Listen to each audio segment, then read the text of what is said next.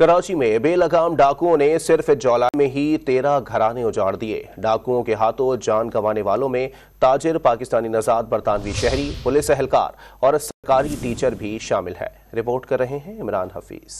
कराची में बेलगाम डाकू लूटमार के दौरान मामूली सी ताखीर पर गोली मारने से नहीं चूकते। सिर्फ जुलाई में डाकुओं ने 13 अफराद की जिंदगी छीन ली। जुलाई के आदाद शुमार के मुताबिक 5 जुलाई को शाह लतीफ टाउन में सरकारी टीचर असलम पताफी, 9 जुलाई को मुजफ्फराबाद कॉलोनी में शहरी एहसानुल्लाह और 11 जुलाई को रज़ाकाबाद में नदीम डाकुओं की गोली का निशाना बना। 14 जुलाई को सच्चल में मरसिया ख्वां हसनान हैदर, 18 जुलाई को गुलिस्तान जौहर में मेहनतकश अयाज डाकुओं की फायरिंग से जान से गया। 20 जुलाई को सुपर हाईवे सनती एरिया में 2 ताजिर, 22 जुलाई को कोरंगी में 1 ताजिर खालिद और 27 जुलाई को नादरन बाईपास पर फलों का व्यापारी डाकुओं के हाथों मारा गया। 28 जुलाई को कायदाबाद में नौजवान अब्बास और 30 जुलाई को डिफेंस में पुलिस एहलकार अदनान डाकुओं की फायरिंग से जिंदगी गंवा बैठा। अगस्त में पुलिस हिकमत अमली तब्दील करके डाकुओं को लगाम देने में कामयाब होती है या सूरत हाल बदस्तूर जूं की तू रहेगी।